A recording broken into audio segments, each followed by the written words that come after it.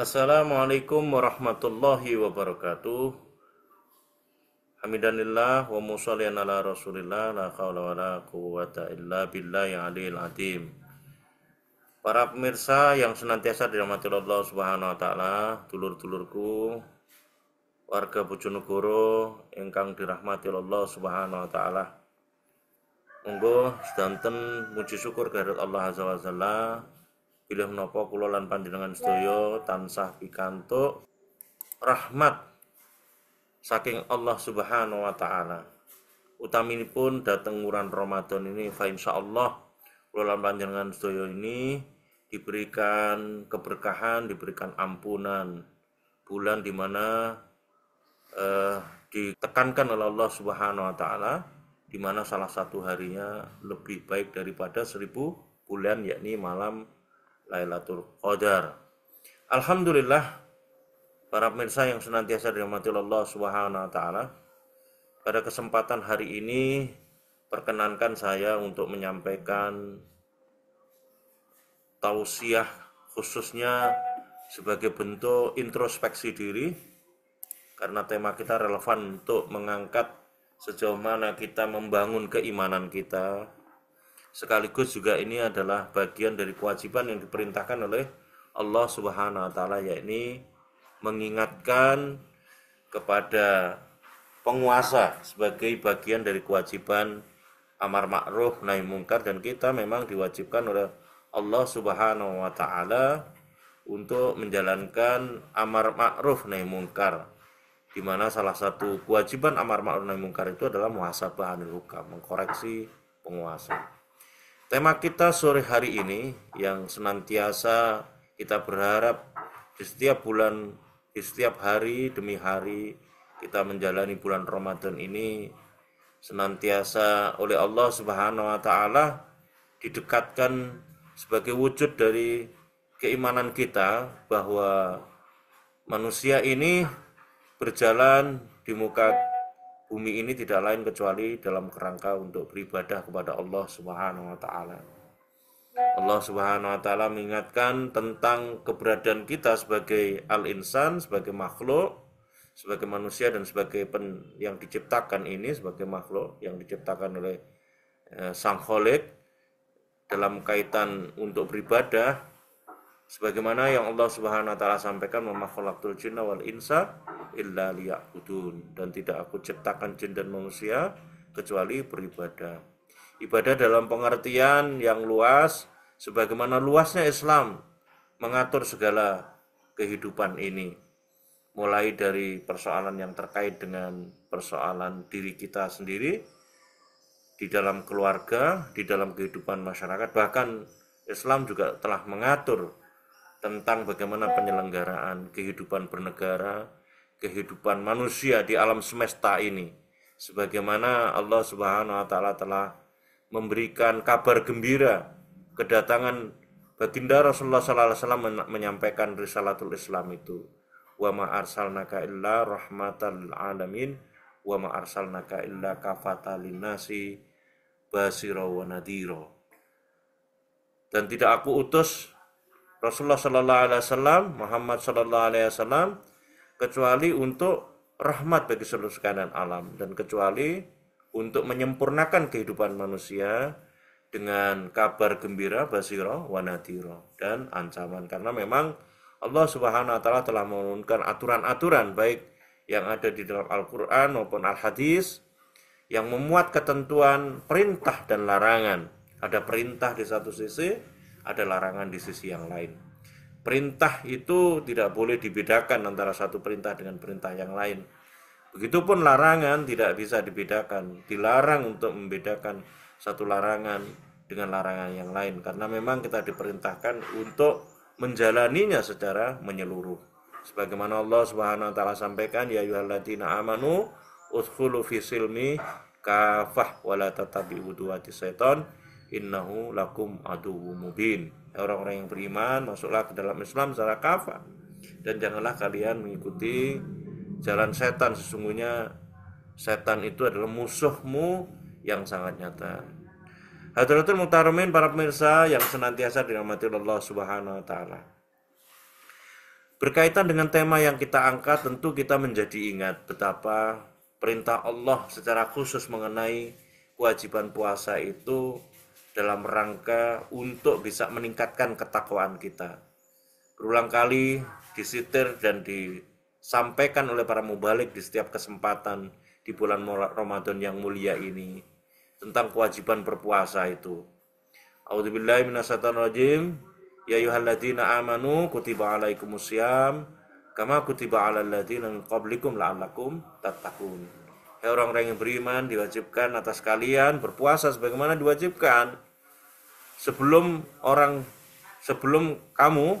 kaum sebelum kamu, ya orang-orang yang terdahulu yang diperintahkan sejak Al-Qur'an, hukum-hukumnya itu diperintahkan kepada kita semuanya, terutama hukum yang terkait dengan saum ini. Apa tujuannya? La'allakum tattaqun, agar kita ini bertakwa.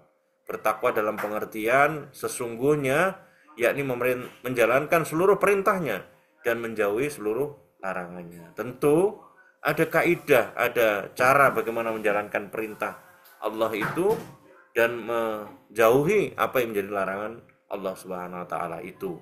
Yaitu Allah Subhanahu wa taala memerintahkan wa ma atakumur rasulu fa'udhu wa manahakum an fa'antau. Apa-apa yang diperintah Rasul maka ambillah, dan apa-apa yang dilarang Rasul maka tinggalkan. Jadi kerangka untuk menjalankan perintah dan menjauhi seluruh larangan itu harus ittiba kepada Rasulullah SAW. Rasulullah SAW diturunkan menyampaikan risalah itu sebagai satu-satunya contoh, sebagai satu teladan.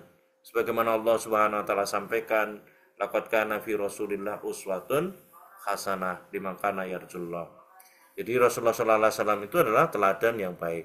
Rasulullah telah menuntunkan bagaimana semua perilaku kita, sikap kita, pandangan kita, berpikir kita semuanya ini dalam koridor sesuai dengan apa yang diridhoi oleh Allah Subhanahu wa taala. Oleh karenanya, maka memang menjadi kewajiban kita untuk tahu apa yang menjadi pemahaman-pemahaman terkait dengan hukum dan pemikiran-pemikiran Islam. Karena sesungguhnya Islam itu bukanlah memuat ketentuan yang terkait dengan persoalan keyakinan saja, tetapi juga atau keimanan saja, sebagaimana yang diatur di dalam agama-agama yang lain, di mana agama yang lain itu dibedakan dengan Islam karena di agama yang lain tidak dimuat ketentuan sesamil ketentuan Islam mengatur seluruh kehidupan yang mulai dari persoalan A sampai persoalan Z. Islam telah memiliki keunggulan sebagaimana Islam telah ditetapkan oleh Allah Subhanahu wa taala sebagai al-Islamu ya'lu wa la yu'la alaih. Islam itu dimenangkan sebagai sebuah mabda, sebagai sebuah ideologi atas ideologi yang lain. Bahkan ketika Allah Subhanahu wa taala menyampaikan di dalam sebuah ayat, ya ini di dalam Quran surat Al-Maidah ayat 10, Allah telah menyempurnakan Islam itu sebagai Islam yang paling diridhoi, yang diridhoi oleh Allah Subhanahu wa taala.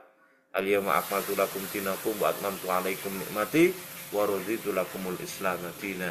Jadi Islam itu sudah ditetapkan sebagai din yang diridhoi oleh Allah Subhanahu wa taala, dan dengan diridhoinya Islam itu maka ini adalah sebuah kecukupan, kesempurnaan dari kenikmatan yang telah diberikan oleh Allah Subhanahu wa taala sebagai mukjizat khatamal anbiya wal mursalin, nabi dan rasul terakhir, yakni baginda Rasulullah sallallahu alaihi wasallam. Kalau sebelum-sebelumnya diberikan mukjizat dalam bentuk benda, tetapi Allah Subhanahu wa taala menyempurnakan kenikmatannya dengan memberikan mukjizat kepada baginda Rasulullah sallallahu alaihi wasallam dalam bentuk kitab, yakni Al-Qur'an sebagai Furqan maupun Al-Huda. Syahrul Ramadan alladzi huda linnasi wa bainati minal huda wal furqan, sebagai pembeda maupun sebagai petunjuk. Ma'asyiral muslimin rahimakumullah, para pemirsa yang senantiasa dirahmati Allah Subhanahu wa taala. Kalau kita mencoba mencermati apa yang menjadi perintah Allah mengenai puasa ini, maka kita menjadi ingat bahwa ternyata sebagaimana yang diungkap oleh baginda Rasulullah SAW, bahwa ternyata puasa itu adalah junnah. Puasa itu adalah perisai bagi orang-orang yang beriman. Puasa itu dibedakan sebagai sebuah kewajiban oleh Allah Subhanahu wa taala yang diperuntukkan kepada Allah Subhanahu wa taala sendiri secara khusus, Ini perintah Allah yang dikhususkan oleh Allah Subhanahu wa taala atas perintah-perintah yang lain, kewajiban-kewajiban yang lain. Karena ini nanti akan membentuk karakter dia menjadi orang yang mulia. Dan indikator kemuliaan bagi seorang muslim, bagi seorang mukmin tidak ada yang lain kecuali ketakwaan. Inna akramakum indallahi atqakum. Sesungguhnya orang-orang yang mulia di antara kalian itu adalah orang-orang yang bertakwa. Mewujudkan ketakwaan secara personal ini tentu menjadi sebuah ujian bagi seorang mukmin untuk bisa mewujudkan kesempurnaan kehidupannya dengan ketakwaan yang dimiliki. Dan ditekankan di situ bahwa yang namanya puasa itu mampu menjadi wujudnya, mewujudkan satu karakter bagi seseorang muslim, sebagai seorang mukmin yang dia akan memperkuat dirinya, karena puasa itu adalah perisai dia. Puasa itu akan menjaga dirinya menjadi orang yang memang benar-benar punya integritas, punya peran yang kokoh berdiri, hidupnya mendedikasikan dirinya hanya semata-mata limardhatillah, mengharap keridhaan Allah Subhanahu wa taala. Itu tentu menjadi sebuah tantangan yang berat. Kalau kita membicarakan persoalan bagaimana menjadikan puasa ini sebagai perisai. Tentu puasa yang menjadi perisai itu adalah puasa yang dijalankan sebagai sebuah kewajiban yang sebenar-benarnya, menjaga diri dari segala sesuatu yang dilarang pada saat berpuasa. Karena ini berat, karena apa? Beratnya itu sesuatu yang dihalalkan pada saat sebelum puasa, diperintahkan puasa pada hari-hari biasa. Ketika kita tidak diwajibkan untuk berpuasa, kita menahan diri demi untuk menjalankan perintah Allah Subhanahu wa taala sebagai wujud idraksil billah, sebagai wujud kita mendekatkan diri kepada Allah Subhanahu wa taala demi menjalankan perintah Allah Subhanahu wa taala. Namun di sisi yang lain, kalau kita mencoba mewujudkan puasa ini sebagai sebuah perisai untuk bisa meraih derajat ketakwaan sebagaimana Allah janjikan, maka kita mendapatkan sebuah tantangan yang berat. Dan ini terkait dengan keberadaan kenyataan kita saat ini. Dimana kalau kita mencoba melihat yang menjadi pertanyaan, kalau kita bisa saja memenuhi kewajiban mewujudkan puasa itu sebagai perisai, tapi pertanyaannya, bagaimana upaya kita mewujudkan puasa sebagai perisai itu di tengah lingkungan yang sekarang ini ada? Adakah perlindungan oleh para penguasa? Sebagaimana yang kalau kita mencoba memperhatikan keberadaan penguasa itu yang memiliki arti penting untuk memberikan perlindungan. Jadi kalau puasa itu adalah perlindungan terhadap diri sendiri, perisai terhadap diri sendiri, maka harusnya penguasa yang sangat bertanggung jawab atas iklim kehidupan di sekitar kita, di tengah kehidupan yang luar biasa dinamis ini dengan berbagai ujian-ujian yang mendera, jadi teringat kita akan apa yang telah menjadi hadis baginda Rasulullah SAW yang diriwayatkan oleh Imam Muslim terkait dengan keberadaan imam ini sebagai sebuah perisai. Disebut di situ Rasulullah SAW menyampaikan satu hadis yang diriwayatkan oleh Muslim, di mana Imam Muslim ini sebagaimana Imam Bukhari adalah terkenal dengan sebutan Shahihain. Dia adalah para perawi, para imam yang terkategori telah mengeluarkan, meriwayatkan hadis-hadis yang sahih. Hanya hadis-hadis sahih yang beliau kompilasi. Jadi kalau ada hadis riwayat Muslim, tentu hadis ini memiliki sebuah kerangka yang bisa dipertanggungjawabkan secara hujjah sebagai sebuah matan hadis.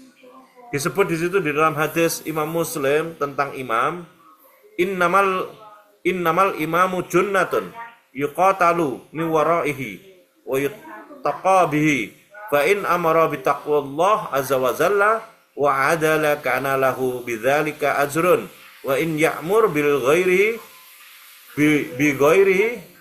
bi ghairi kana alaihi minhu. Sesungguhnya imam khalifah adalah perisai orang-orang berperang di belakangnya dan menjadikannya pelindung jika ia memerintahkan ketakwaan kepada Allah Azza wa Jalla dan berlaku adil baginya, terdapat pahala, dan jika ia memerintahkan yang selainnya, maka ia harus bertanggung jawab. Ini adalah penekanan sabda baginda Rasulullah SAW tentang keberadaan imam sebagai junnah, sebagai perisai, pelindung bagi rakyat yang dipimpinnya, umat yang dipimpinnya. Tentu ini menjadi sebuah catatan penting yang harus diperhatikan oleh para pemimpin, oleh para penguasa.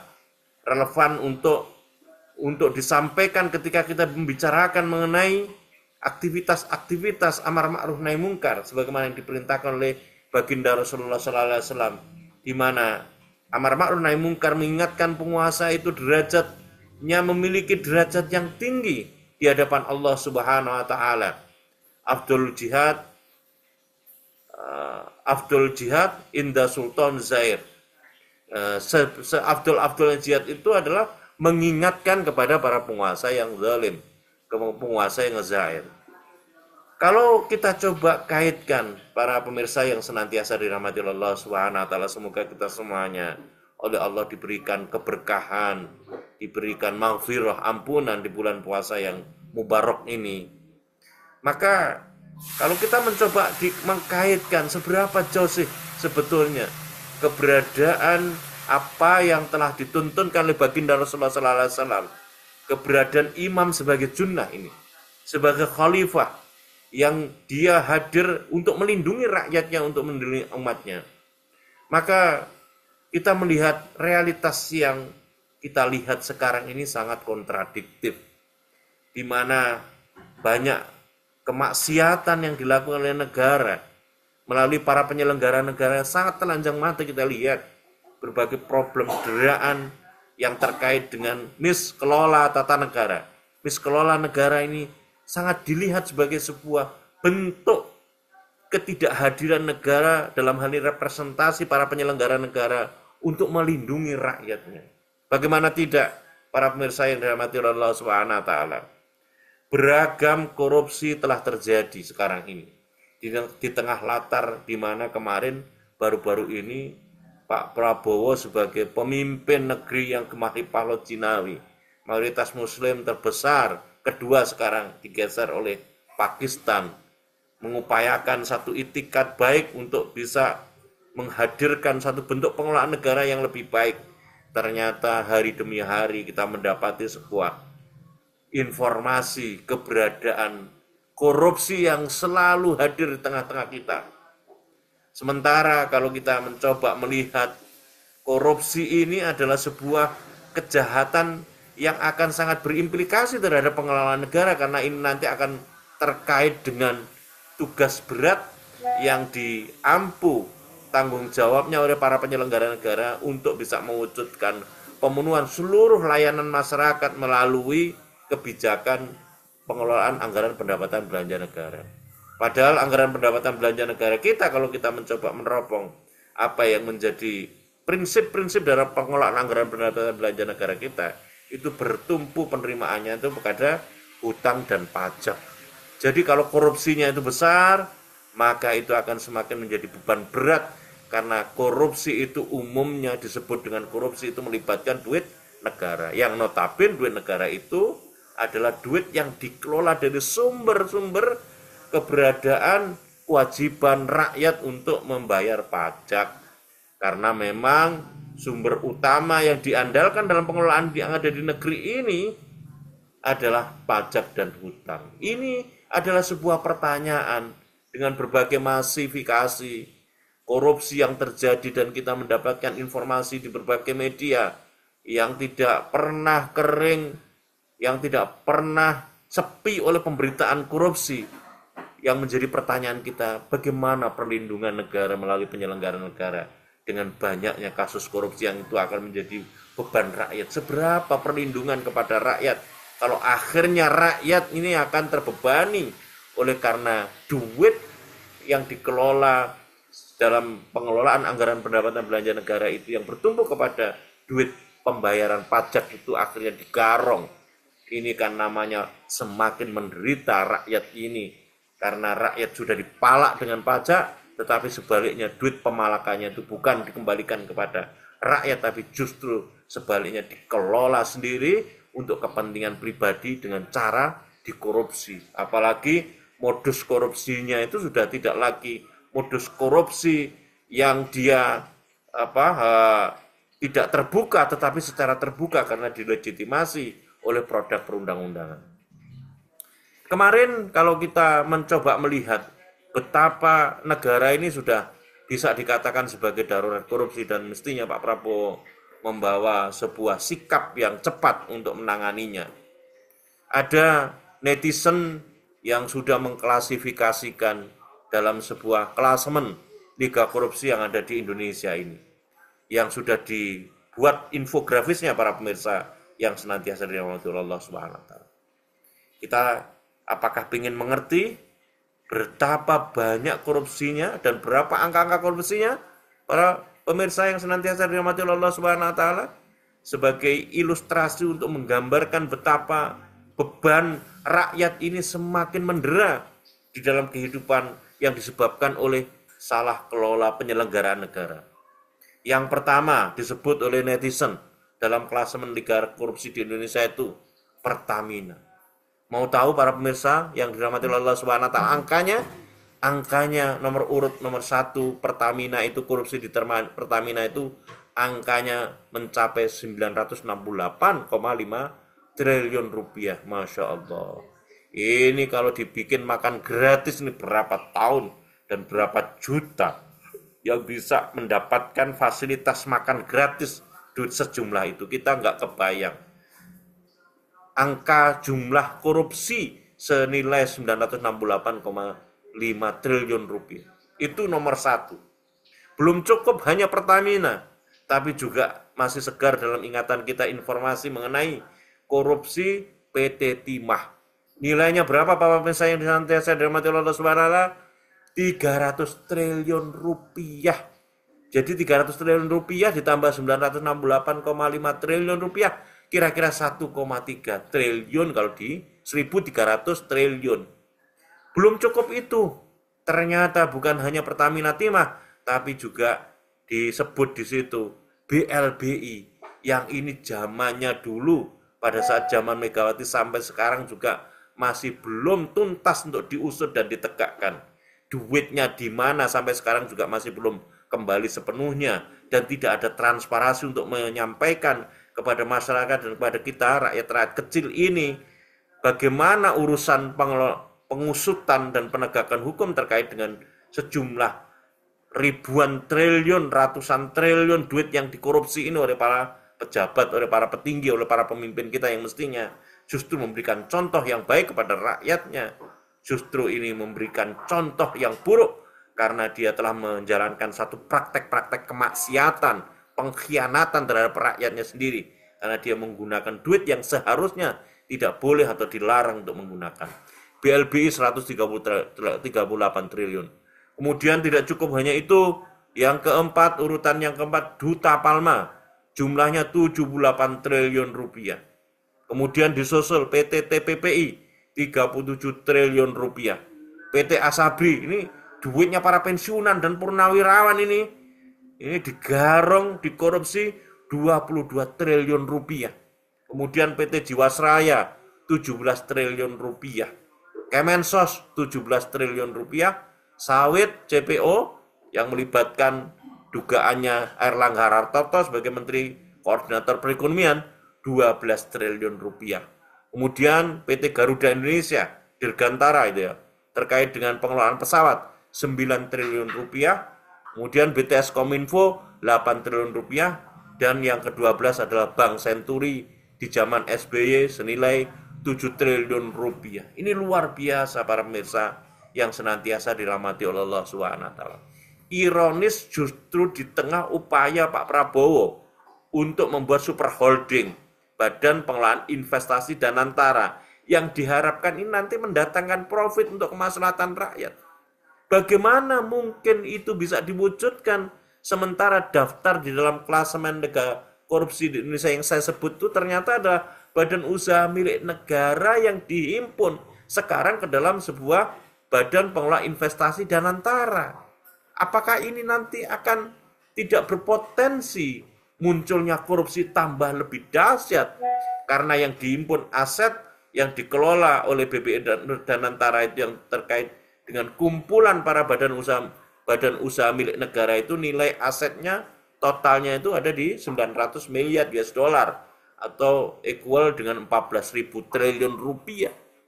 Berapa kali lagi penderitaan rakyat nanti kalau memang benar-benar ini terjadi dan bahkan justru menjadi sebuah presiden buruk hingga kemudian terjadi lagi korupsi yang berulang. Para pemirsa yang senantiasa dirahmati Allah Subhanahu wa taala, ternyata tidak cukup klasemen Liga Korupsi di Indonesia yang menggambarkan deretan korupsi yang ada di Indonesia, 12 kasus korupsi itu saja.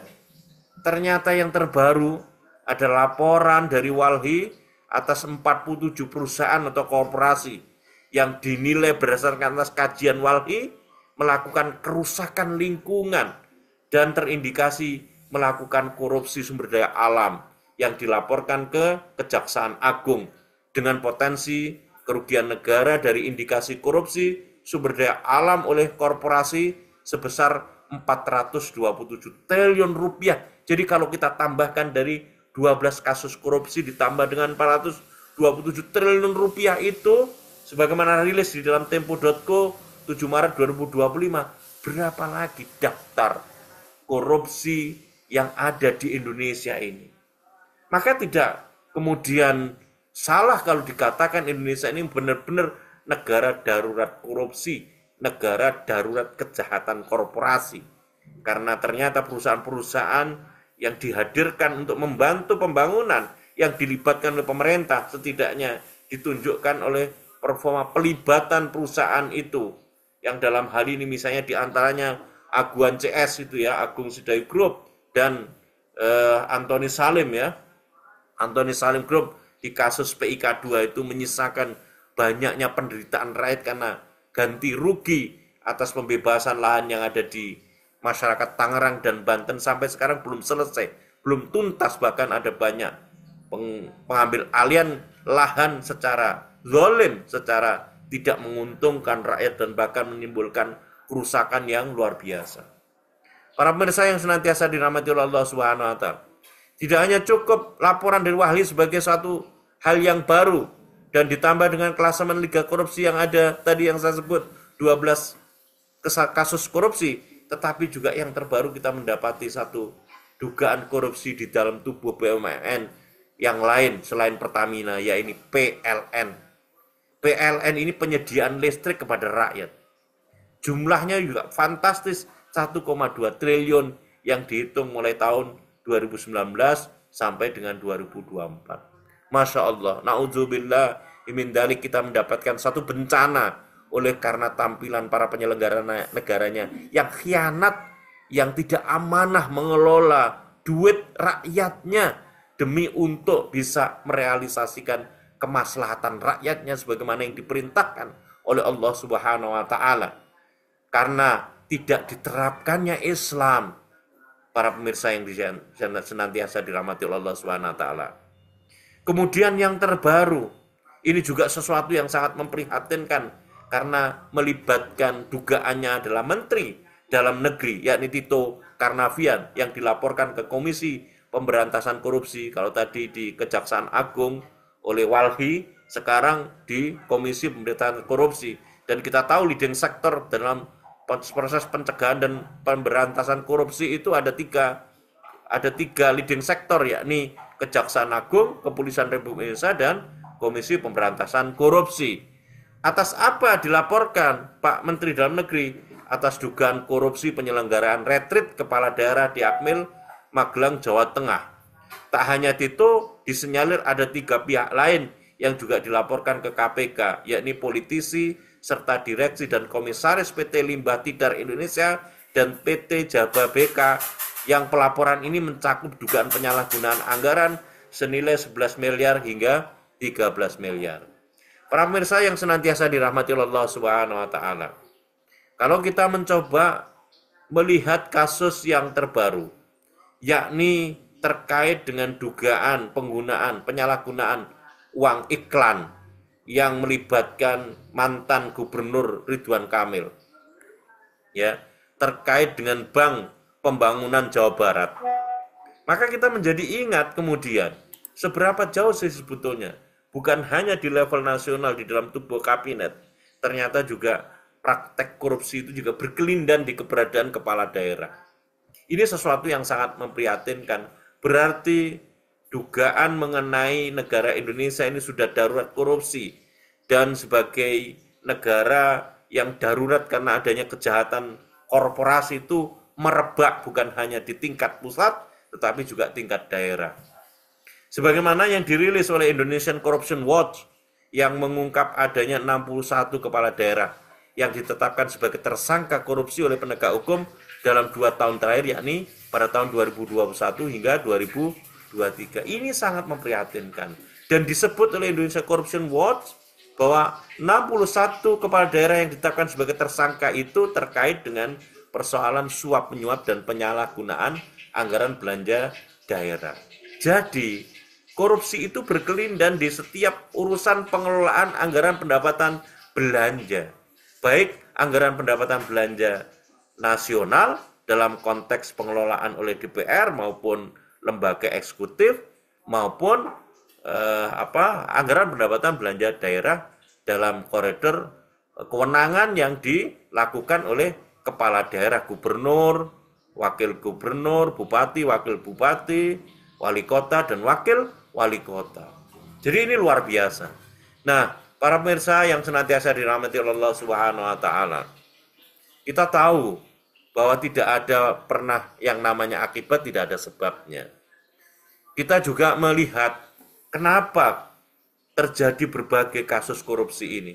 Dan pintu korupsi yang sangat berbahaya adalah korupsi politik. Artinya korupsi itu bukan dianggap sebagai satu penyimpangan karena korupsi dibuka ruang oleh sistem ini melalui sebuah perundang-undangan. Jadi undang-undang itu menjadi sebuah stempel untuk terjadinya korupsi. Ada penyengajaan agar korupsi itu bisa dilakukan dengan cara dia membuat dan merombak sedemikian rupa materi-materi yang ada di dalam perundang-undangan memungkinkan untuk dilakukannya korupsi. Ini sejalan dengan apa yang disampaikan oleh politisi PDIP, karena ternyata proses terrealisasinya kontestasi politik pilkada itu tidak dilakukan secara jujur, adil, ya, sebagaimana yang sudah dikampanyekan berulang kali.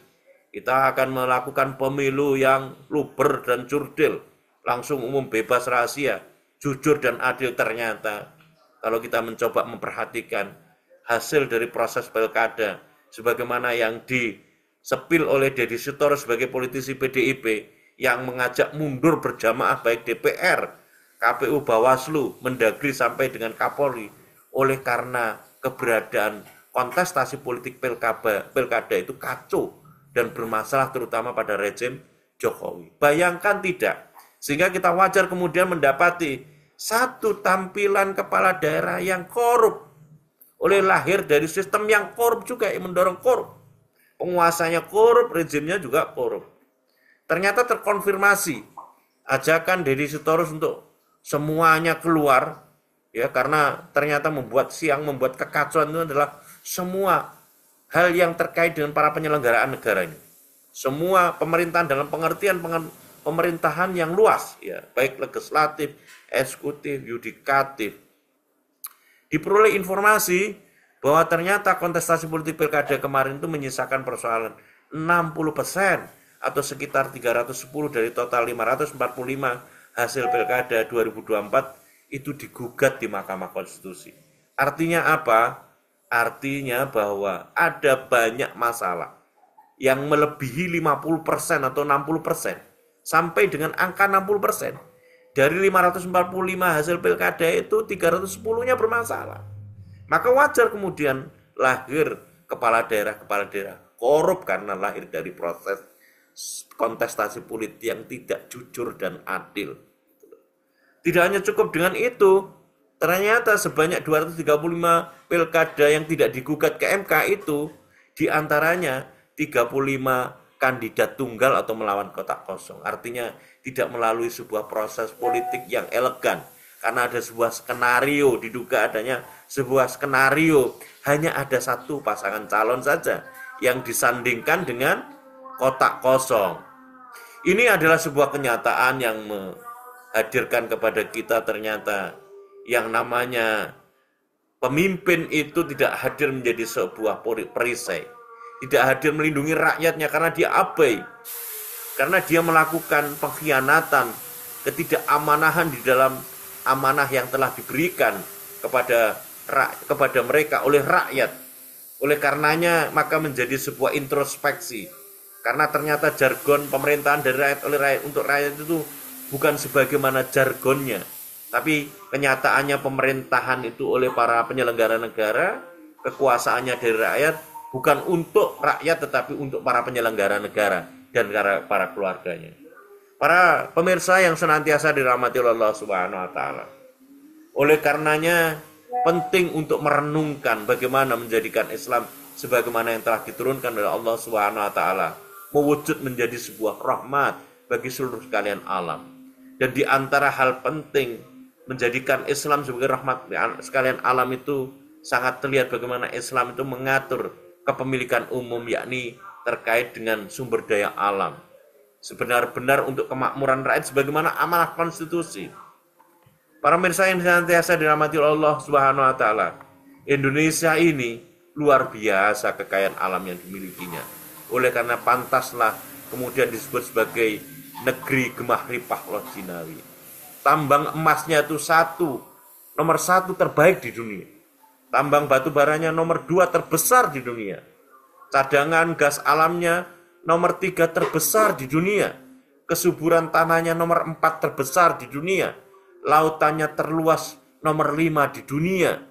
Hutan tropisnya nomor 6 terbesar di dunia. Jumlah pulaunya nomor 8 terbanyak di dunia. Dan negara maritim nomor 10. Dan kalau kita mencoba menjadikan Islam sebagai sebuah referensi dalam kaitan pengelolaan sumber daya alam itu, pernah dihitung oleh teman-teman kita terkait dengan 8 komoditas yang akan bisa menjadi sumber penerimaan tanpa melalui hutang, tanpa melalui pajak. Disebut di situ oleh teman-teman, di antaranya adalah komoditas minyak mentah, natural gas, batu bara, emas, tembaga, nikel, hutan, dan kelautan. Kita bisa mengumpulkan sebuah keuntungan senilai 5.510 triliun rupiah. Tentu ini angka yang hampir menyentuh 2 kali ya APBN kita, 2 tahun APBN kita. Kalau ini kita benar-benar bisa upayakan. Para pemirsa yang saya dirahmati Allah Subhanahu wa taala, ini hakikatnya adalah sebuah peringatan kepada kita, terutama peringatan kepada para penguasa untuk kemudian kembali kepada jalan yang benar. Kita akan men-challenge kepada para penguasa dan sekaligus juga mengingatkan betapa Islam adalah sebuah jawaban untuk menyelesaikan ini. Tergantung apakah para penguasa ini, penyelenggara negara yang dipimpin sekarang oleh Pak Prabowo Subianto, memiliki political will untuk benar-benar menyelesaikan negeri ini dan keluar dari seluruh cengkeraman kepentingan oligarki yang menjadi beban masyarakat, beban rakyat, karena hanya mendatangkan keuntungan bagi kelompok tertentu, bahkan keuntungan hanya pada segelintir orang saja. Ini adalah sebuah peringatan kita semuanya agar menjadikan Islam ini sesuai dengan apa yang telah diperintahkan oleh Allah dan Rasul-Nya. Semoga ini menjadi sebuah perhatian dari Allah untuk kepada para penguasa agar penguasa benar-benar bisa memaknai puasa ini, agar kehadirannya sebagai penyelenggara negara itu yang benar-benar hadir melindungi rakyat, mewujudkan negara yang baldatun thayyibatun warabun ghafur. Terakhir saya ingin menyampaikan sebagaimana yang diungkap oleh Imam An-Nawawi yang menjelaskan bahwa sesungguhnya khalifah adalah junnah. Pengertian junnah ini adalah seperti tirai atau penutup karena menghalangi musuh menyerang kaum muslim, menghalangi sebagian masyarakat menyerang sebagian yang lain, melindungi kemuliaan Islam dan tempat orang-orang berlindung kepadanya. Bahkan bukan hanya orang muslim, tetapi manusia yang berada di bawah naungan di mana Islam itu diterapkan sebagai sebuah aturan yang bisa melindungi kehidupan manusia, tidak dibedakan antara muslim dan non-muslim. Betapa ironis kita yang ada di negeri muslim terbesar di dunia yang kedua ini, akhirnya hak-hak kita sebagai seorang muslim tidak diberikan perlindungan. Ini tentu menjadi sebuah bencana bagi kita. Oleh karenanya para pemirsa yang senantiasa dirahmati Allah Subhanahu wa taala, terakhir mari kita wujudkan dengan puasa ini menjadi perisai diri kita sebagai seorang mukmin untuk meraih ketakwaan di sisi Allah sebagaimana yang diperintahkan oleh Allah Subhanahu wa taala pada puasa kita, la'allakum tattaqun. Di sisi yang lain kita dorong, kita peringatkan agar para penguasa ini menjadi perisai bagi rakyatnya, bagi umatnya sebagaimana diperintahkan oleh Allah Subhanahu wa taala, sehingga perisai diri kita bisa wujudkan, perisai umat atau rakyat, perlindungan terhadap rakyat dan umat ini bisa kita wujudkan dengan mewujudkan keberadaan para penyelenggara negara dan sistem penyelenggara negara yang sesuai dengan apa yang telah diperintahkan Allah dan Rasul-Nya.